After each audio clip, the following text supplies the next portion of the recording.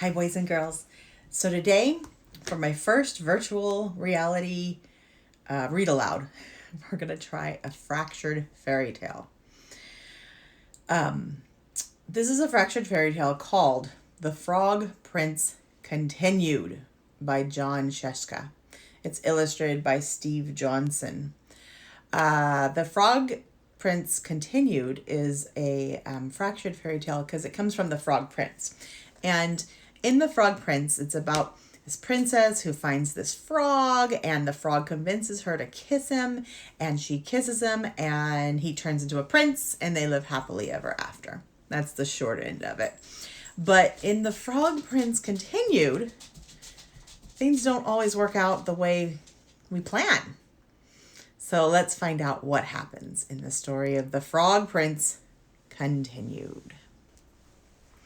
Okay, The Frog Prince Continued. Here's the dedication page. This is where the author and the illustrator dedicate their story to someone, to mom and dad. Is John Sheska. How nice.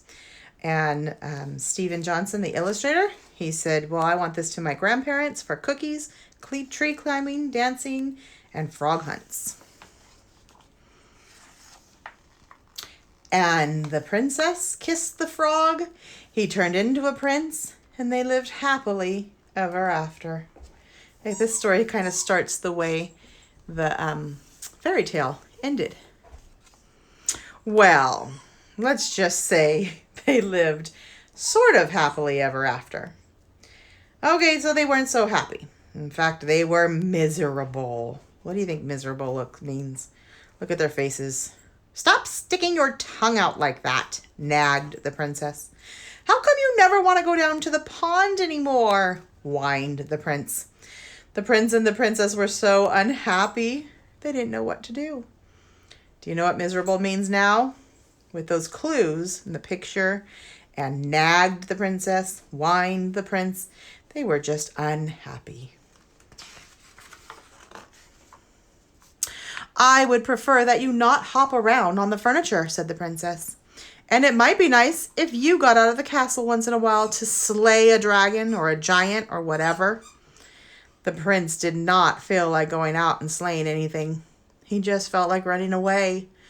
But then he reread his book, and it said right there at the end of his story, they lived happily ever after. The end. So he stayed in the castle, and he drove that princess crazy. Then one day, the princess threw a perfectly awful fit. First you keep me up all night with a horrible croaking snore. Now I find a lily pad in your pocket. I cannot believe I actually kissed your slimy frog lips. Sometimes I think we would both be better off if you were still a frog. That's when the idea hit him. The prince thought, still a frog? Yes, that's it. And he ran off into the forest looking for a witch who could turn him back into a frog. Uh-oh. I wonder if that's a good idea. The prince hadn't gone far when he ran into just the person he was looking for. Miss Witch, excuse me, Miss Witch, I wonder if you could help me. Say, you're not looking for a princess to kiss, are you? Asked the witch. Oh, no, I've already been kissed. I'm the frog prince. Actually, I was hoping you could turn me back into a frog. Are you sure you're not looking for a beautiful princess? Like a sleeping princess to kiss and wake up? What fairy tale do you think that came from? Who has a sleeping princess in their fairy tale? No, I'm the frog prince. Well, that's funny. You don't look like a frog. Well, no matter. If you're a prince, you're a prince, and I'll have to cast a nasty spell on you. I can't have any princes waking up Sleeping Beauty before the 100 years are up. The prince did not stick around to see which nasty spell the witch had in mind. He ran deeper into the forest until he came to a tiny cottage where he saw another lady who might help him.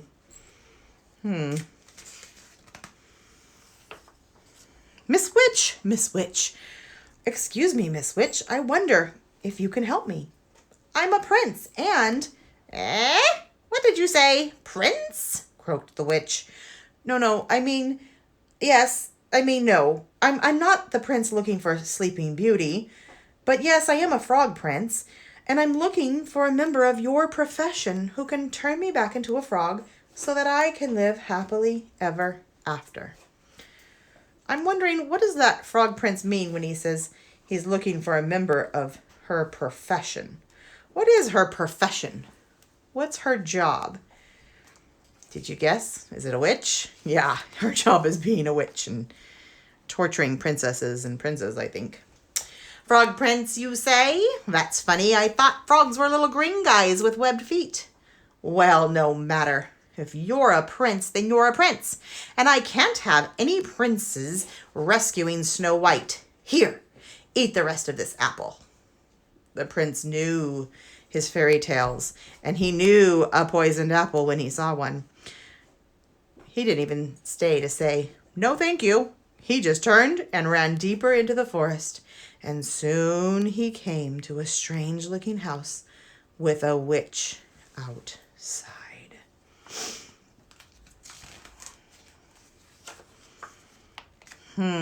Let's look at the clues and think about which witch could this one be. There's some lollipops and some ice cream cones, popsicle sticks coming out.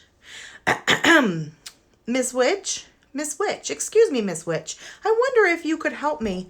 I'm the frog. If you're a frog, then I'm the king of France, said the witch. No, I'm not a frog. I'm the frog prince. But I need a witch to turn me back into a frog so that I can live happily ever after. Can you do it? Said the prince in one long breath. The witch eyed the prince, and she licked her rather plump lips. Why, of course, dearie. Come right in. Maybe I can fit you in for lunch. Did you guess which witch she belonged to? Which story? What fairy tale? The prince stopped on the slightly gummy steps. There's a hint.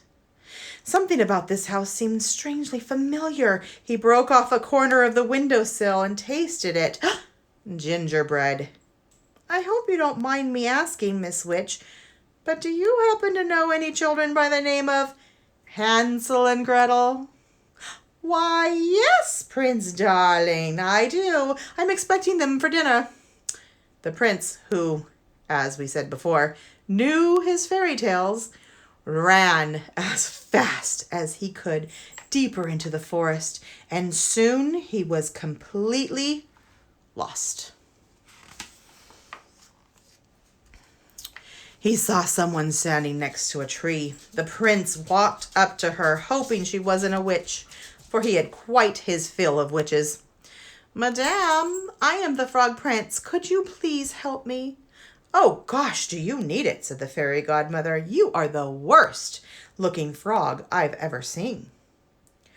I am not a frog. I am the frog prince, said the prince, getting a little annoyed. I need someone to turn me back into a frog so that I can live happily ever after. Well, I'm on my way to see a girl in the village about going to a ball, but I suppose I could give it a try. I've never done frogs before, you know. And with that, the fairy godmother waved her magic wand, and she turned the prince into a beautiful... Do you see that? Those ellipses? ... That builds suspense. What do you think she's going to be turned into? Will it be a frog? It was a carriage. The prince could not believe his rotten luck. The sun went down and the forest got spookier. See the bats, and the darkness, and the creepiness. Spookier means scarier. And the prince became more frightened. I know spookier means scarier because he was frightened. All these great clues in the writing, in the pictures. Oh, what an idiot I've been. I could be sitting at home with the princess, living happily ever after. But instead, I'm stuck here in the middle of this stupid forest, turned into a stupid carriage. Now I'll probably just rot and fall apart and live unhappily ever after. The prince thought about these terrible, frightening kinds of thoughts, and a few worse, too awful to tell, until far away in the village, the clock struck midnight. Do you remember what time midnight is? What time is midnight? What happens at midnight in fairy tales?